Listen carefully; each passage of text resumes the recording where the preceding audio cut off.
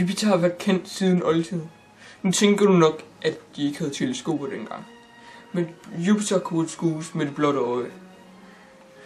Men de vidste ikke alt i oldtiden. For eksempel, Jupiters ring blev først opdaget i 1979. Ringsystemet har en lys central ring, som ses her.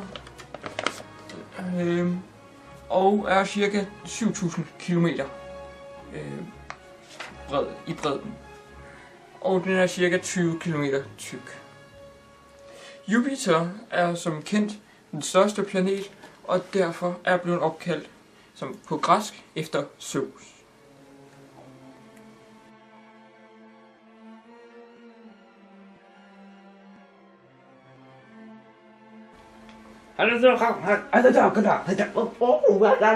Hvad er NASA's kommentar? Yes. Den første sonde, der nåede Jupiter, var Pioneer 10. Den ankom til Jupiter i december 1973. Den kom med billeder, der var helt utrolige, og man havde ikke set dem med så mange detaljer på Jupiter.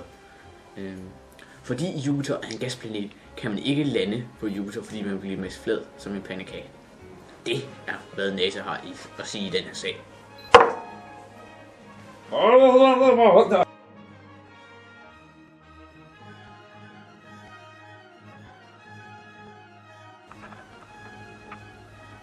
Jo, ser du.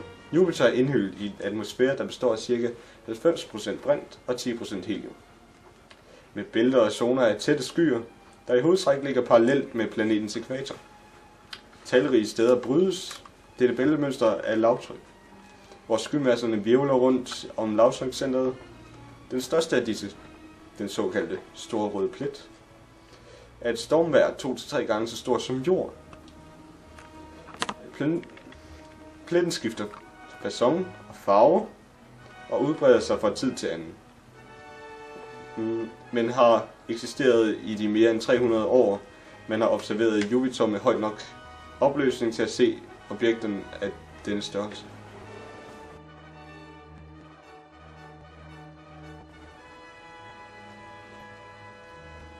Jo, indtil videre så kender man 63 måneder, som er i kredsløb om Jupiter, hvilket er en rekord i vores solsystem. En af månerne, Ganymedes, er ikke bare Jupiters, men hele solsystemets største måne. Den af de 3 andre såkaldte galileiske måner blev opdaget i 1610 af den italienske astronom, fysiker Galileo.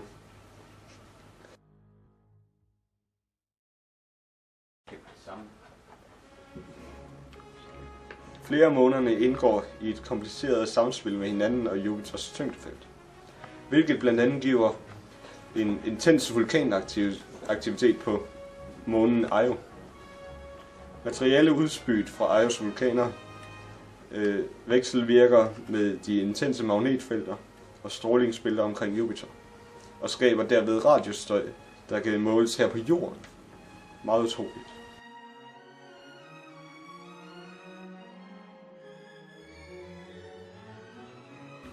Ja, tak Lukas.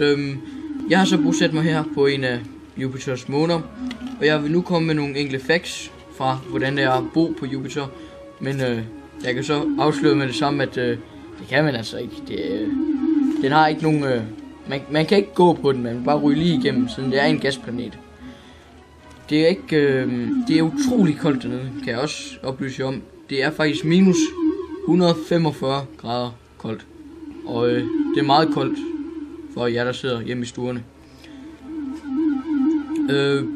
Så i andre ting er der også, at man vejer 2,5 gange mere nede på Jupiter, end man gør normalt. Så hvis jeg vejer 50 kilo nu, så vil jeg veje 125 kilo nede på Jupiter. det er utrolig meget. Og det er en utrolig ubehagelig oplevelse. Jeg har prøvet det. Nej, lad være med at gøre det derhjemme i stuerne. Så kan jeg også godt sige, at når I nu kommer for tæt på Jupiter, så bliver I altså stiklevende som en kylling. På grund af radioaktiv stråling og gasser. Og en af gasserne, som der svæver rundt til de små børn, det er metan. Og det betyder pruttegas, så det er prut, der flyver rundt i atmosfæren på Jupiter. Og det er en... det lugter ikke så godt. Nej. Jupiter, den når også rundt om solen en gang hver 11. jordår. Så det vil sige, at der er en nytårsaften en gang hver 11. år, ifølge os. Og man har en fødselsdag en gang hver 11. år. Så bliver man ikke særlig gammel. Så 7 år gammel, utrolig meget. Ja. Det var alt for mig her fra... fra månebase 503 Jupiter. Tilbage til dig, Lukas, i studiet.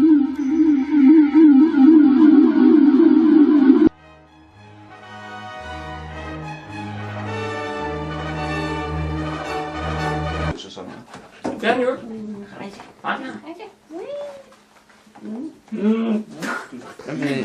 Det læser jeg i eller Voldtægt. hvad? Voldtægt. Bring it on! Hvad er Nasas Det lyder kommentar? som om du sagde bolden-guitar. Og hvad er jeres kommentar så? Der er så. Til var den første sang. Tiden oldtiden. Nu tænker du nok, de ikke havde stetoskoper? Nej. De havde teleskoper. Er lavet af gas, kan man ikke lande på planeten, fordi trykket er så stort, at man vil blive knust. Du skal ikke filme Ravn.